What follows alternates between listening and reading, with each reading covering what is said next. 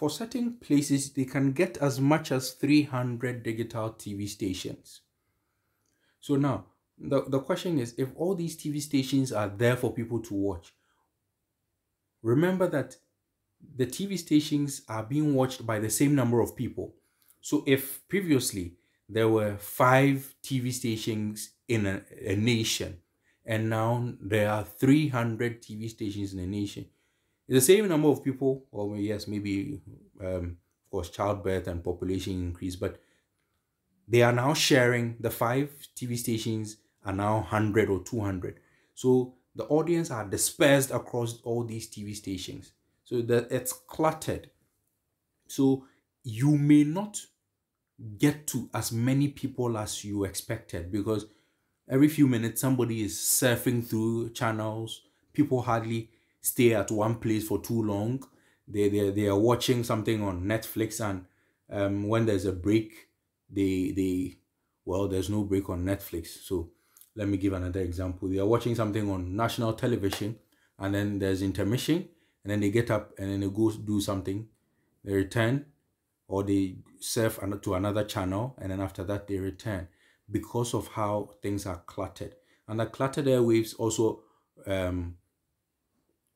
apply to radio. It also applies to radio.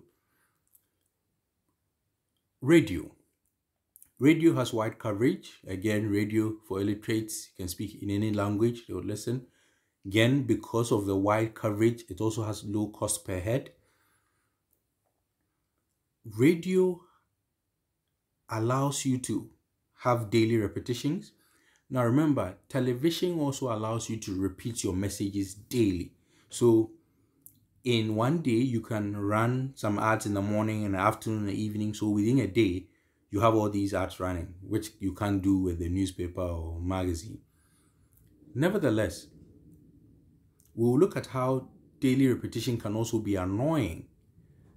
As you can see in the disadvantage, that when people keep seeing or hearing one ad, it becomes boring, and then people start complaining. Unless your message is interesting, it's entertaining, maybe it's a nice song or something that makes them laugh. So again, we go back to creation of your ad, and that's why it is important to have media planners in the creative process, so as to bring suggestions as to different platforms and the nature of the platforms and what it can allow for a message to say. And then we have radio as, so let me finish with the daily repetition. So again, so what we mean is, in a day, you can listen to an ad over and over and over again. Now, it helps in radio because radio, as compared to TV, is cheaper. So it is easier for you to run ads repeatedly on a radio station in a day than it would be for TV. And that's why I specifically put it under radio as an advantage. Now, when you see background medium, radio, as you say, is a background medium, meaning people can be multitasking and still be able to pay attention to your radio. With TV, because it comes with sight, sound, and text, to get the full message, the person would have to be looking at it or watching the TV and then reading your text. But with radio, somebody can be washing, can be eating, can be lying in bed, and then still be listening to your radio.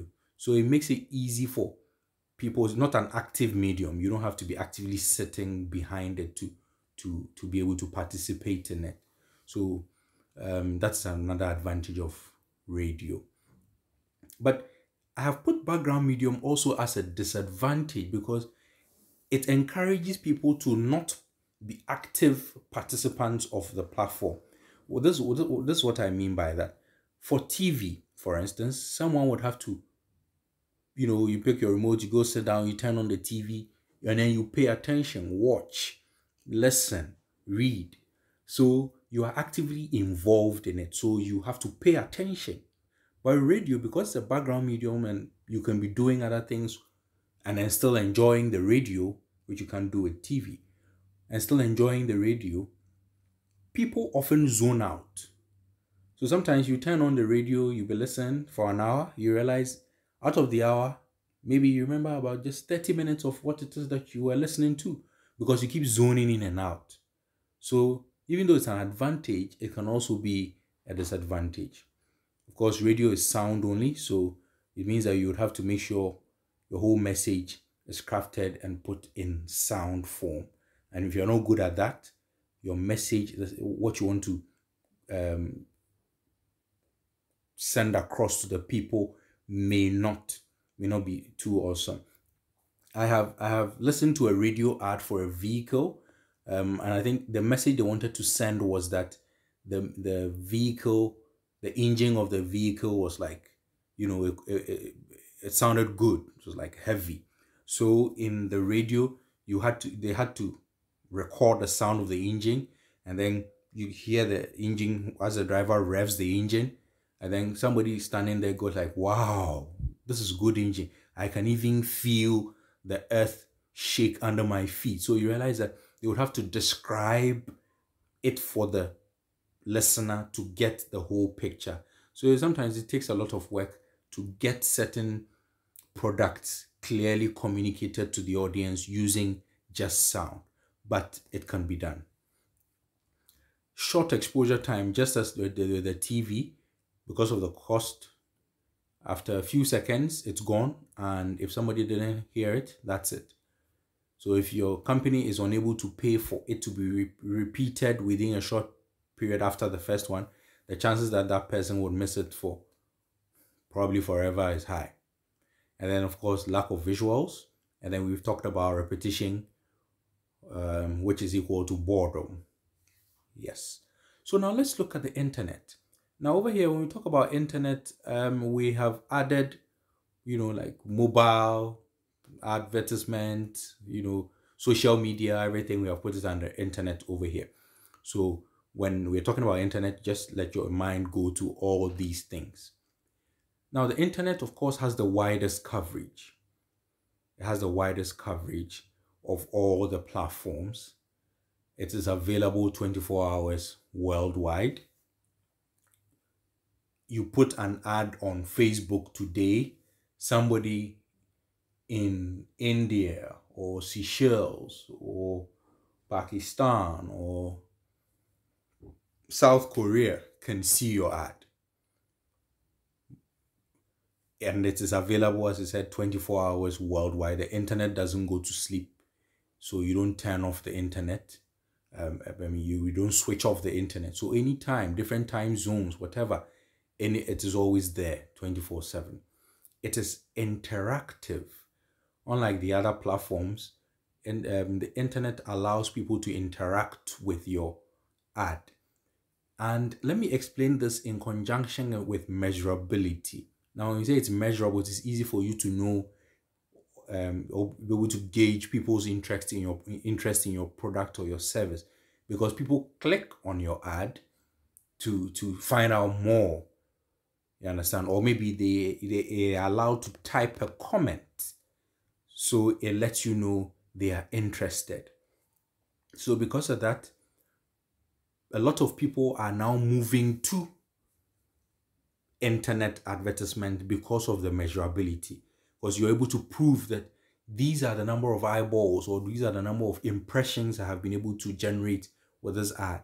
These are the number of people who have clicked on it. These are the number of people who move from the Facebook page to the website landing page and then clicked on this to make a purchase. So you're able to follow the customer journey easily, unlike all the other platforms, because of this interactivity and then measurability.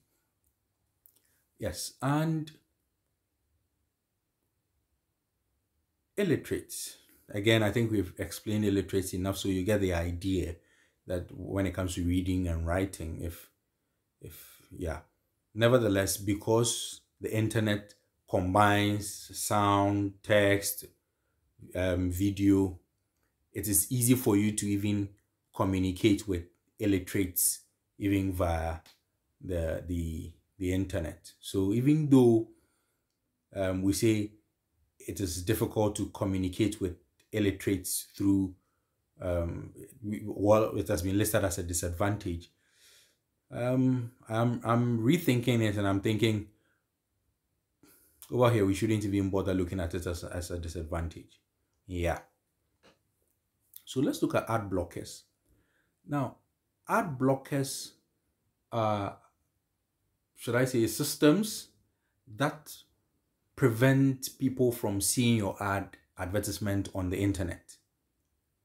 So a lot of people can turn on their ad blockers, and that means that if they come to your web page or wherever, maybe whatever pop-up that you had designed, that it would come up and then show people something that you people have been doing in your organization or whatever.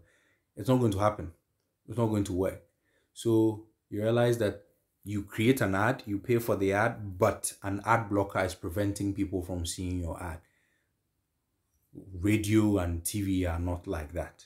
There are no ad blockers. If you've paid for the ad and the person is seated by the TV or listening to the radio, the ad will come through. But ad blockers prevent that from happening on the internet. So many people have found ways of going around ad blockers. And one of these ways is by weaving your ad into the story of the website itself or whatever platform. So the ad blockers are not able to identify it as an ad, and so they do not block it. And there are other ways that digital advertisers use to go around ad blockers, but it's a challenge you have over there with the internet.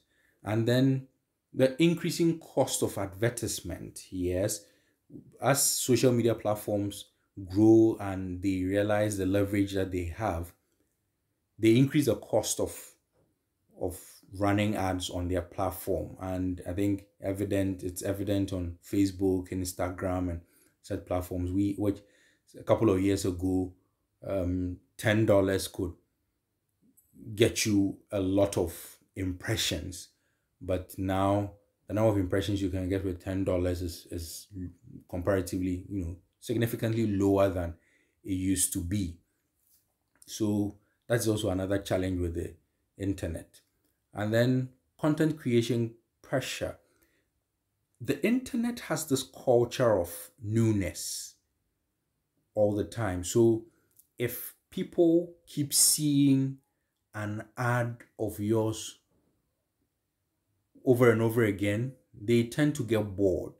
So if you want to run advertisements online, you may have to look at having different variants of the same ad so that people get, that cocktail of advertisements to satisfy their senses because of how the internet works. So all the time you're under pressure to create new content that may satisfy the audience.